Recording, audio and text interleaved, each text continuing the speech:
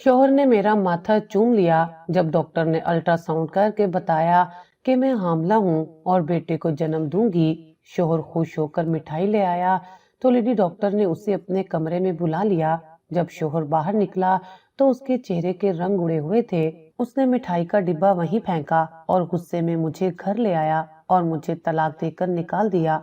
मैं रोती हुई डॉक्टर के पास आ गई कि उसने मेरे शौहर से क्या कहा था, लेकिन मेरा कलेजा मुंह को आ गया जब डॉक्टर बोली, 12 साल का तवील अरसा कोई मामूली वक्त नहीं होता। ये एक पूरी उम्र होती है जो इंसान की जवानी को उढेर उम्री की दहलीज पर ला खड़ा करती है। और अगर ये 12 साल औलाद जैसी नेमत से महरूमी में गुजर जाए तो हर लम्हा एक सदी बनकर गुजरता है।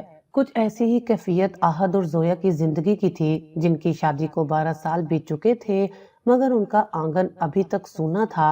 आहद एक निहायत शरीफ और सुलझा हुआ इंसान था जो अपनी बीवी जोया से दीवाना वार मोहब्बत करता था। और जोया भी हुस्न और जमाल का पैकर थी जिसने इन 12 सालों में आहद की खिदमत और वफादारी में कोई कसर नहीं छोड़ी थी। मगर कुदरत के फैसले इंसान की समझ से बालातर होते हैं। उनके पास दुनिया की हर नेमत मौजूद थी। एक आलीशान घर था, नौकर चाकर थे, गाड़ियां थी और दौलत की रेल पेल थी, मगर वो एक खिलौना नहीं था जो उसके घर के सन्नाटे को तोड़ सकता। उनके आलीशान बेडरूम में हर आसाइश मौजूद थी, मगर वहां किसी बच्चे के रोने या हंसने की आवाज नहीं थी जो मियाँ बीवी के दरमियान मोहब्बत के रिश्ते को मजीद मजबूत करती है। आहद के खानदान में वो इकलौता वारिस था जिसकी वजह से उस पर खानदान का शदीद दबाव था।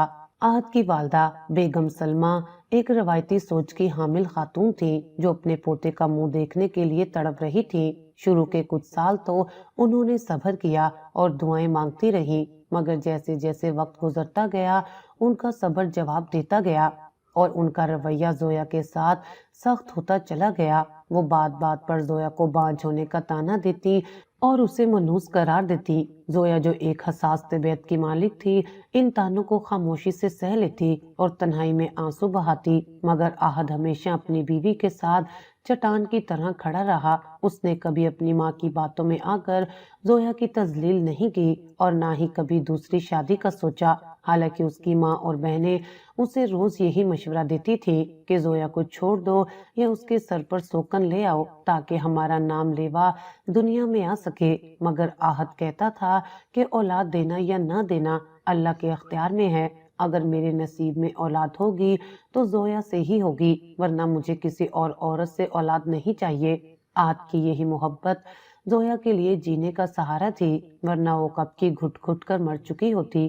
इन 12 सालों में उन्होंने इलाज मुआवजे में कोई कसर नहीं छोड़ी थी। शहर के बड़े बड़े हकीमों, डॉक्टरों और माहिरीन से रुजू किया था। हर जगह से मायूसी मिली थी।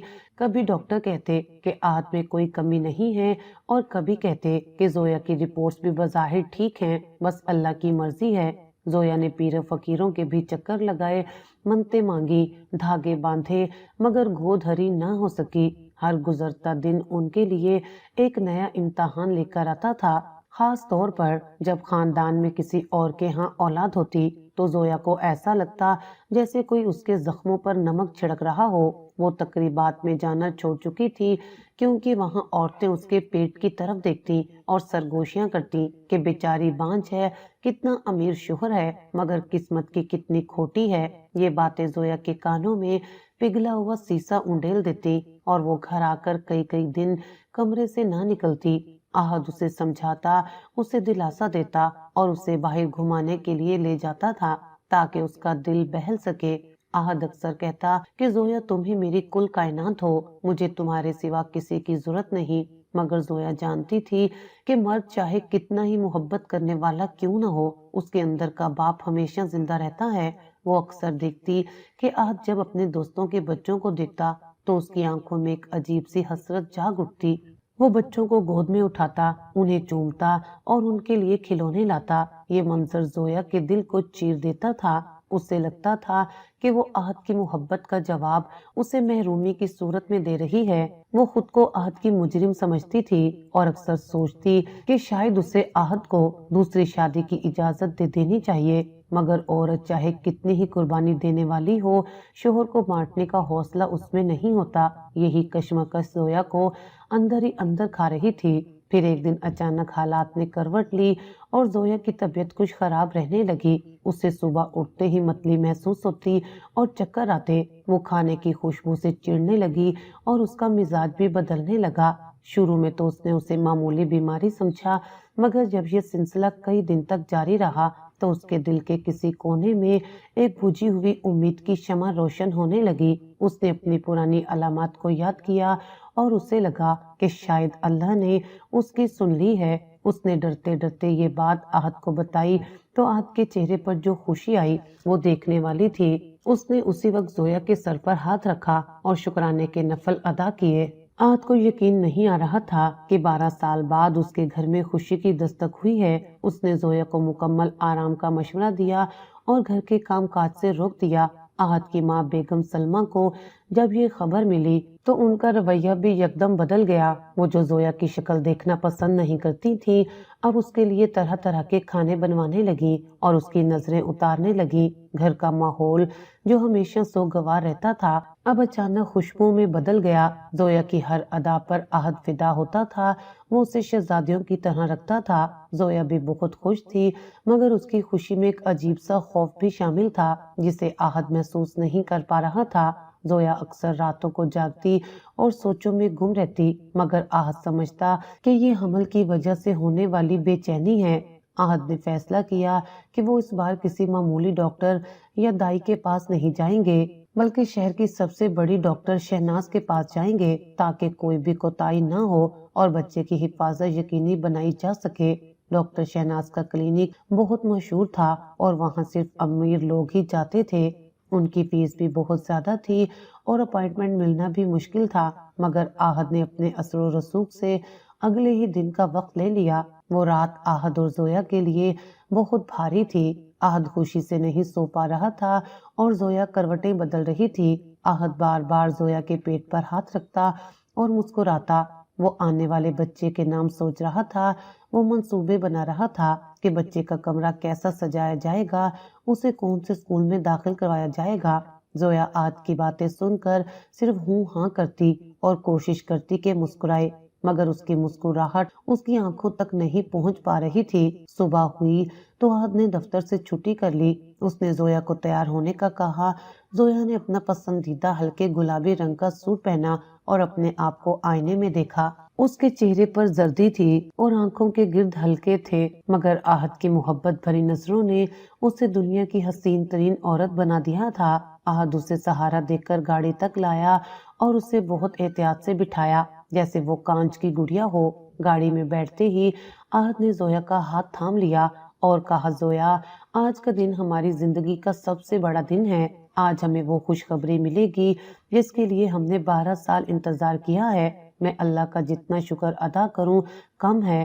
زویا نے احد کا ہاتھ دبایا اور کھڑکی سے باہر دیکھنے لگی۔ باہر موسم بہت خوشگوار تھا، ٹھنڈی ہوا چل رہی تھی اور آسمان پر بادل چھائے ہوئے تھے، مگر زویا کے اندر ایک طوفان برپا تھا۔ ہسپتال کا راستہ اسے بہت طویل لگ رہا تھا۔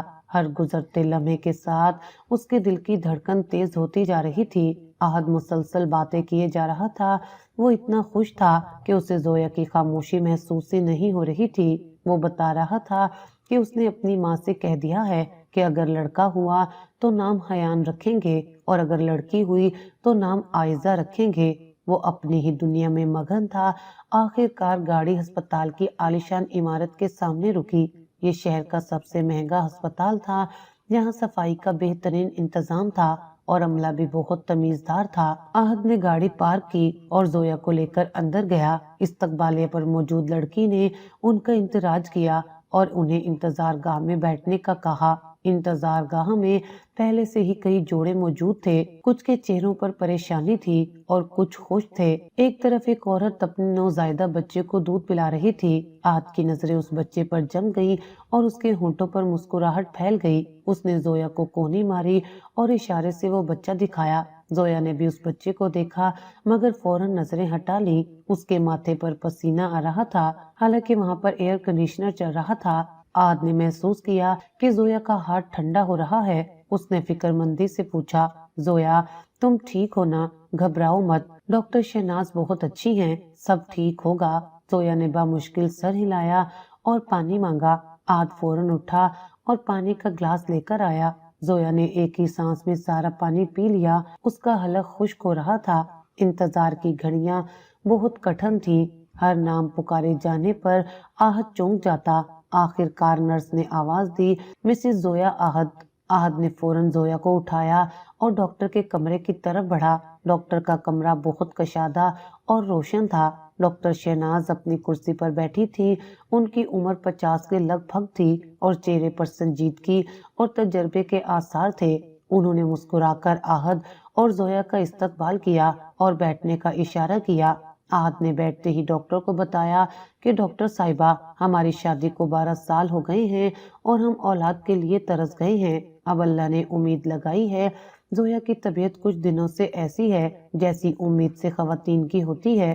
ہم نے گھر پر ٹیسٹ نہیں کیا، سیدھا آپ کے پاس آ گئے تاکہ تسلی ہو جائے۔ ڈاکٹر شہناز نے آہد کی باتیں غور سے سنی اور پھر زویا کی طرف متوجہ ہوئی۔ انہوں نے زویا سے کچھ سوالات کیے کہ اسے کیا محسوس ہوتا ہے اور اسے کس قسم کا درد ہوتا ہے۔ زویا نے دھیمی آواز میں جوابات دیے، مگر اس کی آواز میں وہ اعتماد نہیں تھا جو ایک خوشخبری سنانے والی عورت کا ہوتا ہے۔ ڈاکٹر نے کچھ نوٹس لیے اور پھر نرس سے کہا کہ مریضہ کو الٹرا ساؤنڈ کے لیے تیار کرو۔ ڈاکٹر نے آہد سے کہا، آپ باہر انتظار کریں، میں معائنہ کر کے آپ کو بتاتی ہوں۔ آہد باہر جانے کے لیے اٹھا تو اس نے زویا کو تسلی دی اور کہا، میں یہیں باہر ہوں، ڈرنا مت۔ زویا نرس کے ساتھ اندرونی کمرے میں چلی گئی جہاں الٹرا ساؤنڈ کی مشین رکھی تھی۔ زویا اس اسٹریچر نما بستر پر لیٹ گئی اور اپنی آنکھیں بند کر لی۔ اس کا دل اتنی زور سے دھڑک رہا تھا کہ اسے اپنی دھڑکن اپنے کانوں میں سنائی دے رہی تھی۔ ڈاکٹر شہناز اندر آئیں اور انہوں نے مشین آن کی۔ انہوں نے زویا کے پیٹ پر جل لگایا اور آلہ گھمانا شروع کیا۔ کمرے میں صرف مشین کی ہلکی سی آواز تھی۔ زویا نے آنکھیں کھول کر اسکرین کی طرف دیکھنے کی ہمت نہیں کی، وہ بس چھت کو گھورتی رہی۔ ڈاکٹر شہناز کی نظریں اسکرین پر جمی تھی۔ شروع میں ان کے چہرے پر معمول کے تاثرات تھے، مگر جیسے جیسے وہ معائنہ کرتی گئیں ان کے ماتھے پر شکنیں نمودار ہونے لگیں۔ انہوں نے مشین کے بٹن دبائے اور تصویر کو بڑا کر کے دیکھا۔ انہوں نے زویا کے پیٹ پر آلہ تھوڑا دبا کر چیک کیا اور پھر ایک گہری نظر زویا کے چہرے پر ڈالی۔ زویا نے کن اکھیوں سے ڈاکٹر کو دیکھا اور ڈاکٹر کے بدلتے ہوئے تاثرات دیکھ کر اس کا خون خشک ہونے لگا۔ ڈاکٹر نے کچھ نہیں کہا، بس مشین بند کی اور نرس کو اشارہ کیا کہ صفائی کر دے۔ زویا اٹھ کر بیٹھ گئی اور اپنے کپڑے درست کرنے لگی۔ اس نے لرزتی ہوئی آواز میں پوچھا، ڈاکٹر صاحبہ سب ٹھیک ہے نا؟ بچہ ٹھیک ہے نا؟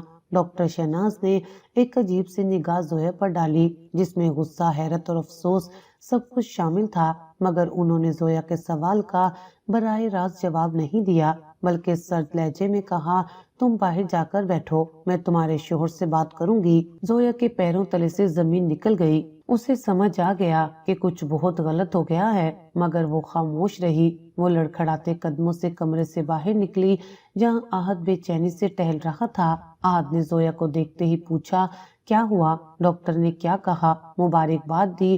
زویا نے نفی میں سر ہلایا اور بامشکل بولی، ڈاکٹر تمہیں اندر بلا رہی ہیں۔ آہد کے چہرے پر تفکر کے سائے لہرائے، مگر اس نے خود کو تسلی دی کہ شاید کوئی دوا لکھوانی ہوگی یا کوئی احتیاط بتانی ہوگی۔ آہد نے زویا کو کرسی پر بٹھایا اور خود ڈاکٹر کے کمرے میں داخل ہو گیا۔ زویا باہر کرسی پر بیٹھ گئی اور اس کی نظریں اس بند دروازے پر جم گئیں جس کے پیچھے اس کی 12 سالہ ازواجی زندگی کا فیصلہ ہونے والا تھا۔ اسے لگ رہا تھا کہ وقت تھم گیا ہے۔ آس پاس گزرنے والے لوگ اسے دھندلے سے سائے کی طرح لگ رہے تھے۔ اس کے کانوں میں سائیں سائیں ہو رہی تھی۔ ادھر ڈاکٹر کے کمرے میں آہد داخل ہوا تو ڈاکٹر شہناز اپنی کرسی پر بیٹھی فائل میں کچھ لکھ رہی تھی۔ انہوں نے آہد کو بیٹھنے کا اشارہ کیا۔ آہد بیٹھ گیا اور اس کا دل زور زور سے دھڑکنے لگا۔ اس نے ڈاکٹر کے چہرے کو پڑھنے کی کوشش کی، مگر ڈاکٹر کا چہرہ اسپاٹ تھا۔ ڈاکٹر نے اینک اتاری اور میز پر رکھی اور پھر آہد کی آنکھوں میں آنکھیں ڈال کر دیکھا۔ ڈاکٹر نے گہرا سانس لیا اور کہا، مسٹر آہد، میں نے آپ کی بیوی کا تفصیلی معائنہ کیا ہے اور الٹرا ساؤنڈ بھی کیا ہے۔ آپ لوگ 12 سال سے اولاد کا انتظار کر رہے ہیں اور آپ بہت امید لے کر یہاں آئے ہیں۔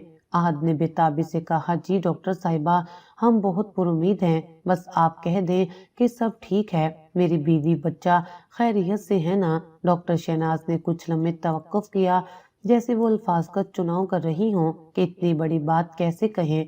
फिर उन्होंने आहद की तरफ थोड़ा झुककर सरगोशी के अंदाज में कुछ कहा। वो अल्फाज आहद के लिए किसी बम धमाके से कम नहीं थे।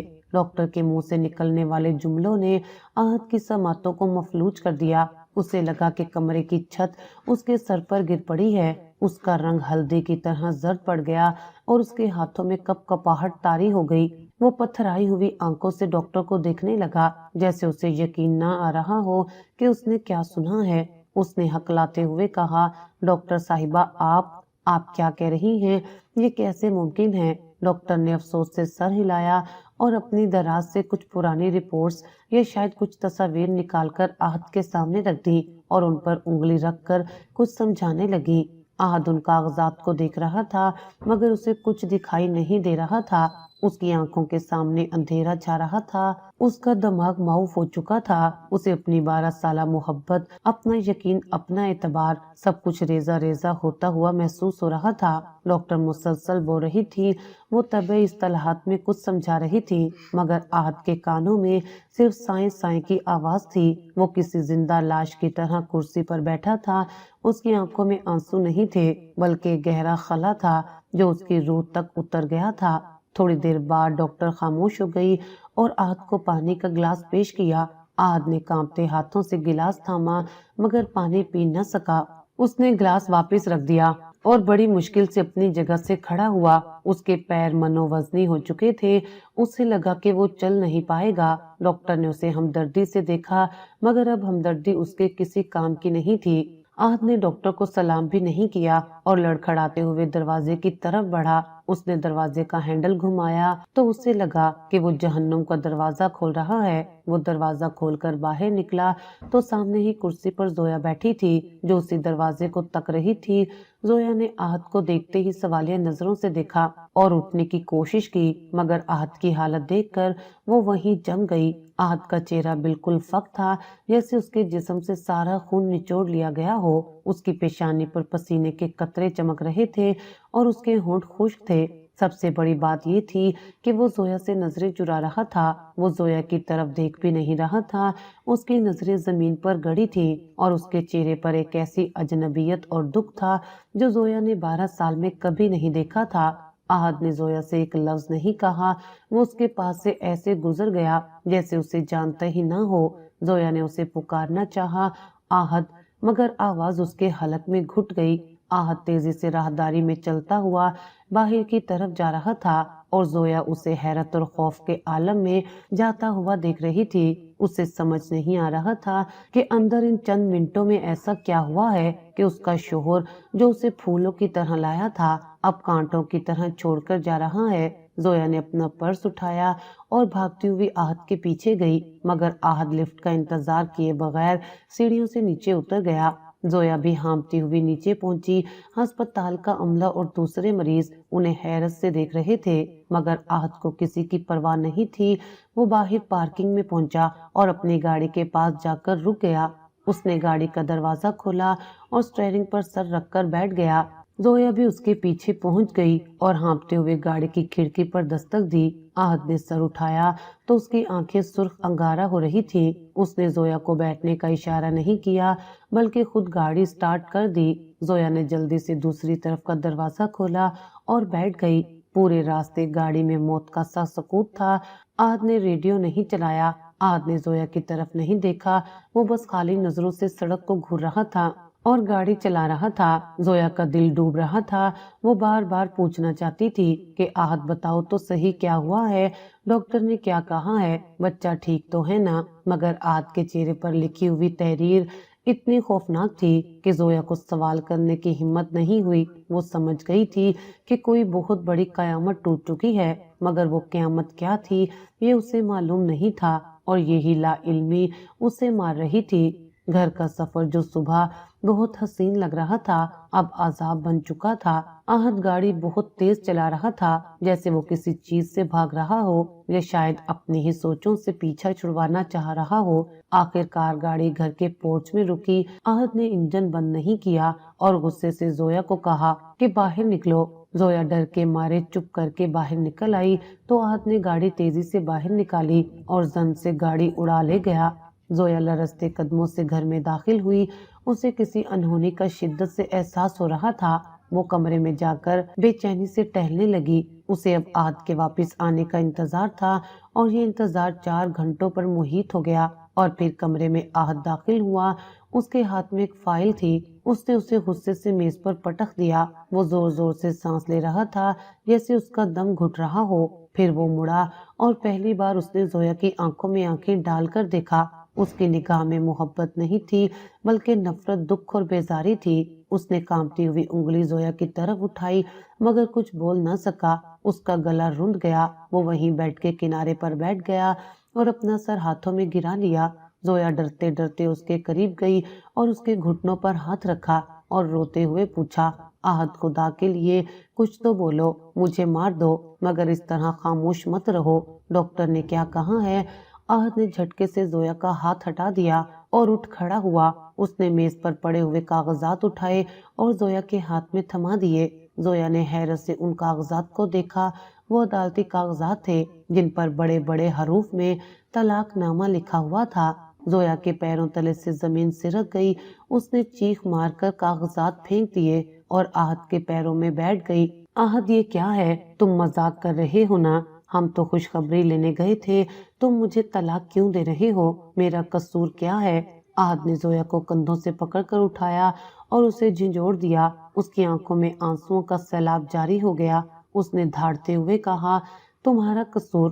تم پوچھتی ہو تمہارا قصور کیا ہے؟ ڈاکٹر نے مجھے وہ بتایا ہے جو تم نے مجھ سے 12 سال چھپایا۔ ڈاکٹر نے مجھے میری زندگی کا سب سے بھیانک سچ بتایا ہے۔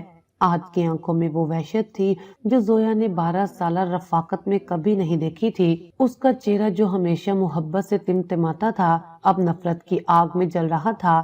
احد نے وہ طلاق کے کاغذات زویا کے ہاتھوں میں تھمائے تو زویا کو لگا کہ اس کے پیروں کے نیچے سے زمین کھسک گئی ہے۔ وہ کانپتے ہوئے ہاتھوں سے ان کاغذات کو دیکھ رہی تھی اور اس کے کانوں میں احد کی دھاڑ گونج رہی تھی کہ ڈاکٹر نے مجھے وہ سچ بتایا ہے جو تم نے مجھ سے 12 سال چھپایا۔ احد نے دونوں ہاتھوں سے اپنا سر پکڑ لیا اور دیوار کے ساتھ لگ کر کھڑا ہو گیا۔ اس کے کندھے لرز رہے تھے اور وہ ضبط کے بندھن توڑ چکا تھا۔ زویا نے روتے ہوئے احد کے پاؤں پکڑ لیے اور گڑ گڑاتے ہوئے کہا، احد خدا کے لیے مجھے بتاؤ تو صحیح کہ ڈاکٹر نے کیا کہا ہے؟ تم کیوں اتنے غصے میں ہو؟ میں تو تمہاری زویا ہوں، تمہاری محبت ہوں۔ ہم تو خوشخبری سننے گئے تھے، یہ طلاق کہاں سے آ گئی؟ احد نے ایک جھٹکے سے اپنا پاؤں چھڑایا اور زویا کو دھکا دیا۔ زویا قالین پر گر گئی۔ احد نے اس کی آنکھوں میں آنکھیں ڈال کر کہا، محبت؟ تم محبت کی بات مت کرو زویا، تم نے محبت نہیں کی، تم نے میرے ساتھ 12 سال تک ایک گھناؤنا کھیل کھیلا ہے۔ تم نے مجھے اور میرے خاندان کو بے وقوف بنایا ہے۔ تم نے میری ماں کے آنسوؤں کا سودا کیا ہے۔ زویا ابھی بھی انجان بن رہی تھی۔ اس نے کہا، احد میں کچھ نہیں سمجھی۔ احد نے میز پر پڑی ہوئی وہ فائل اٹھائی جو ڈاکٹر نے اسے دی تھی اور اسے کھول کر اس میں سے ایک ایکس رے اور الٹرا ساؤنڈ کی تصویر نکالی اور زویا کے منہ پر دے ماری۔ اس نے چیخ کر کہا، یہ دیکھو، یہ کیا ہے؟ یہ تمہارے جسم کا وہ سچ ہے جو آج مشین نے اگل دیا ہے۔ ڈاکٹر شہناز نے جب تمہارا الٹرا ساؤنڈ کیا تو وہ خود حیران رہ گئیں۔ انہوں نے مجھے اندر بلایا اور پوچھا کہ مسٹر احد، کیا آپ جانتے ہیں آپ کی بیوی نے مانع حمل آلہ یعنی کوپر ٹی لگوائی ہوئی ہے، اور وہ بھی پچھلے 12 سال سے؟ احد کے منہ سے یہ جملہ نکلنا تھا کہ زویا کا رنگ فک ہو گیا۔ اس کی آنکھیں پھٹی کی پھٹی رہ گئیں اور حلق میں آواز گھٹ گئی۔ وہ راز جو اس نے اپنے سینے میں 12 سال سے دفن کر رکھا تھا آج وہ ایک لمحے میں بے نقاب ہو چکا تھا۔ احد نے زویا کی خاموشی کو اس کے جرم کا اقرار سمجھا اور مزید زویا پر چلایا، بولو زویا، چپ کیوں ہو گئی ہو؟ ڈاکٹر نے مجھے دکھایا ہے، اس نے کہا ہے کہ مسٹر احد آپ کی بیوی بانجھ نہیں ہے، اس میں کوئی نقص نہیں ہے اور نہ ہی آپ میں کوئی کمی ہے، بلکہ آپ کی بیوی نے شادی کے فوراً بعد ہی یہ کوپرٹی رکھوا لی تھی تاکہ وہ حاملہ نہ ہو سکے۔ ڈاکٹر نے بتایا کہ یہ آلہ اتنی صفائی سے رکھا گیا تھا کہ عام چیک اپ میں پتہ نہیں چلتا، مگر آج جب گہرائی سے معائنہ کیا گیا تو سب سامنے آ گیا۔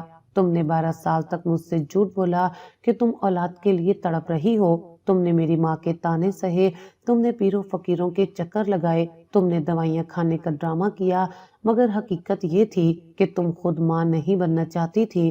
تم نے میرے 12 سال برباد کر دیے۔ زویا، تم نے میرے جذبات کا قتل کیا ہے۔ زویا اب بھی زمین پر بیٹھی تھی، مگر اب اس کے چہرے سے مظلومیت کا نقاب اتر رہا تھا۔ اس نے دیکھا کہ احد سب جان چکا ہے اور اب جھوٹ بولنے کا کوئی فائدہ نہیں ہے۔ اس نے آہستہ آہستہ سر اٹھایا اور اپنے آنسو پونچھے۔ احد اس سے نفرت سے دیکھ رہا تھا۔ زویا نے گہری سانس لی اور کھڑی ہو گئی۔ اس نے احد کی آنکھوں میں دیکھا اور سپاٹ لہجے میں کہا، ہاں احد، ڈاکٹر نے سچ کہا ہے، میں نے یہ آلہ لگوایا تھا اور میں نے ہی یہ سب کیا تھا۔ احد کو امید تھی کہ زویا معافی مانگے گی یا کوئی مجبوری بتائے گی، مگر زویا کے اقرار نے اسے مزید حیران کر دیا۔ اس نے پوچھا، کیوں؟ آخر کیوں زویا؟ میں نے تمہیں کیا کمی دی تھی؟ میں نے تمہیں پلکوں پر بٹھا کر رکھا تھا۔ میری ماں پوتے کا منہ دیکھنے کے لیے ترس ترس کر مرنے والی ہو گئی اور تم نے یہ ظلم کیوں کیا؟ زویا نے اپنے بالوں کو جھٹکا دیا اور کمرے میں لگے ہوئے بڑے قد آور آئینے کے سامنے جا کھڑی ہوئی۔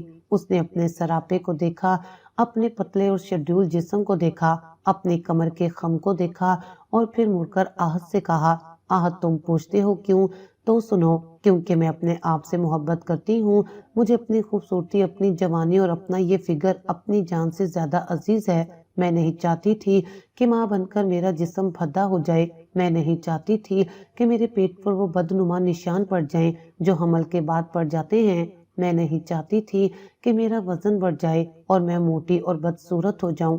زویا کی یہ بات سن کر احد کا دماغ گھوم گیا۔ اسے یقین نہیں آ رہا تھا کہ یہ وہی زویا ہے جو بچوں کو دیکھ کر روتی تھی۔ اس نے آگے بڑھ کر زویا کے کندھے پکڑے اور اسے جھنجھوڑ دیا۔ اس نے کہا کہ تم پاگل ہو گئی ہو زویا، تم یہ کیا بکواس کر رہی ہو؟ صرف اپنے جسم کو بچانے کے لیے، صرف اپنی ظاہری خوبصورتی کو برقرار رکھنے کے لیے تم نے میری نسل ختم کر دی۔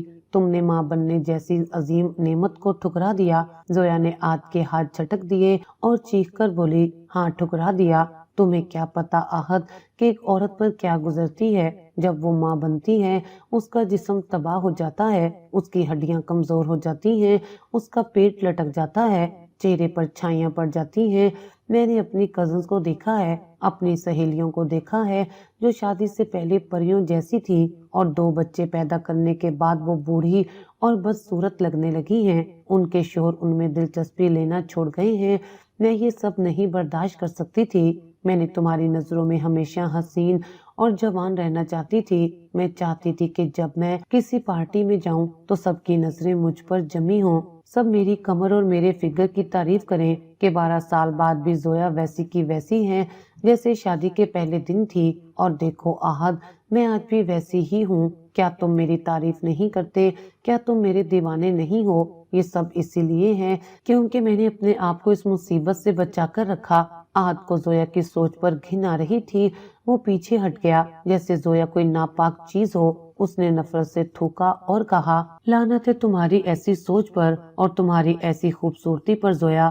تم صرف جسم نہیں ہو، تم ایک عورت ہو، اور عورت کا حسن اس کی ممتا میں ہوتا ہے، اس کی قربانی میں ہوتا ہے۔ تم نے اپنے جسم کو تو بچا لیا مگر اپنی روح کو مار دیا۔ تم نے مجھے دھوکا دیا، تم نے میری ماں کو دھوکا دیا۔ تم جانتی ہو کہ امی جان کتنی راتیں جائے نماز پر بیٹھ کر تمہارے لیے روئی ہیں۔ وہ دعائیں مانگتی تھی کہ یا اللہ میری بہو کی گود بھر دے، اور تم اپنے کمرے میں کھڑی ہو کر آئینے میں اپنی کمر ناپتی تھی۔ تم دوائیاں کوڑے دان میں پھینک دیتی تھی۔ تم نے مجھے پیروں کے پاس لے جا کر جو منتیں مانگنے کا ڈرامہ کیا وہ سب جھوٹ تھا۔ زویا نے بے باکی سے کہا، ہاں وہ سب ڈرامہ تھا اور مجھے کرنا پڑا۔ क्योंकि तुम लोग मुझे जीने नहीं देते थे। अगर मैं शुरू में ही कह देती कि मुझे बच्चा नहीं चाहिए तो तुम मुझे छोड़ देते या जबरदस्ती करते, इसलिए मैंने ये रास्ता चुना।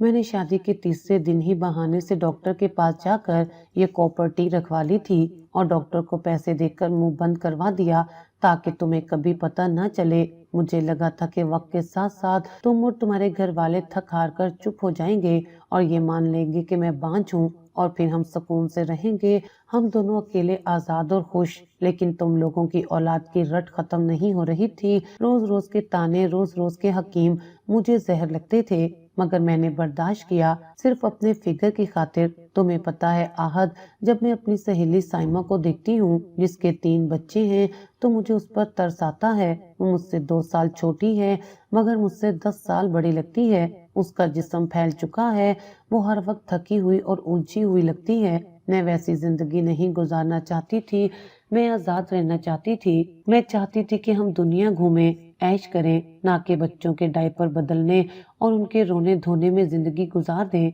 आहद ने दीवार पर मुक्का मारा और रो पड़ा। उसने कहा, तुम कितनी खुदगर्ज हो जोया, तुमने सिर्फ अपना सोचा, तुमने कभी मेरा नहीं सोचा।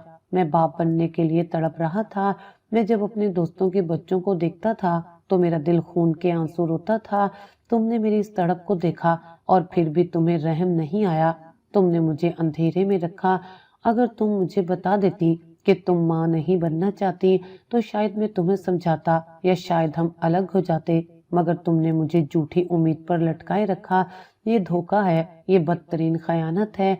तुमने मेरे जज्बात का कत्ल किया है। जोया ने कहा, मैंने ये सब हमारी मोहब्बत के लिए किया आहद। अगर मैं मोटी और बदसूरत हो जाती तो तुम मुझसे मोहब्बत ना करते, तुम भी दूसरी औरतों की तरफ देखते। मर्दों की फितरत यही होती है, उन्हें सिर्फ सजी सवरी औरत अच्छी लगती है। आहद ने चीख कर कहा, खामोश हो जाओ, अपनी गंदी सोच को मर्दों की फितरत का नाम मत दो। मैंने तुमसे मोहब्बत तुम्हारे जिस्म की वजह से नहीं की थी जोया, मैंने तुम्हारी सीरत, तुम्हारी मासूमियत से मोहब्बत की थी जो मुझे लगती थी कि तुम में है। मगर आज पता चला कि तुम अंदर से कितनी काली और बदसूरत हो। तुमने कहा कि तुमने कॉपर टी लगवाई हुई थी, तो फिर ये अल्ट्रासाउंड करवाने का ड्रामा क्यों किया? तुम आज मेरे साथ अस्पताल क्यों गई? तुमने सुबह मुझे ये क्यों कहा कि तुम्हें हमल की अलामात महसूस हो रही हैं? ये क्या तमाशा था?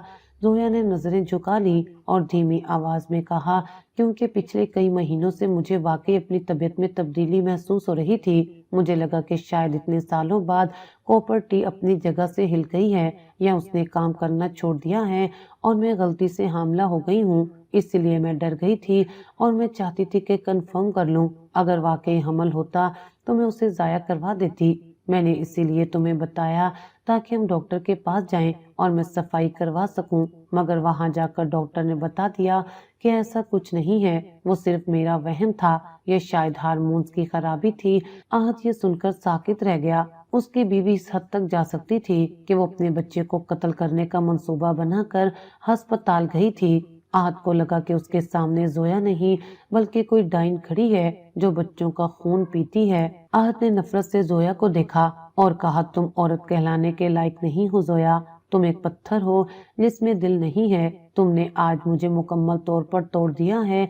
डॉक्टर शहनाज ने जब मुझे वो सब बताया तो उन्होंने कहा कि मिस्टर आहद, आपकी बीवी ने सिर्फ कॉपर टी नहीं रखवाई बल्कि उसके मुसलसल 12 साल तक अंदर रहने की वजह से अब अंदरूनी तौर पर बहुत पेचीदगियां पैदा हो चुकी हैं। उन्होंने कहा कि जोया ने अपनी सेहत के साथ भी खेला है, सिर्फ अपनी जाहिरी खूबसूरती के लिए, लेकिन अब मुझे उसकी परवाह नहीं है। तुमने जो किया है उसकी माफी नहीं है। तुमने मेरी नस्ल रोकी है, तुमने मेरे घर के चिराग को रोशन होने से पहले ही बुझा दिया है। जोया ने गुस्से से कहा, तो क्या हुआ आहद, बच्चे ही सब कुछ तो नहीं होते। हम दोनों खुश तो थे, हम कितनी अच्छी जिंदगी गुजार रहे थे। क्या मेरी मोहब्बत तुम्हारे लिए काफी नहीं थी? क्या मैंने तुम्हारा ख्याल नहीं रखा? क्या मैंने तुम्हारा घर नहीं संभाला?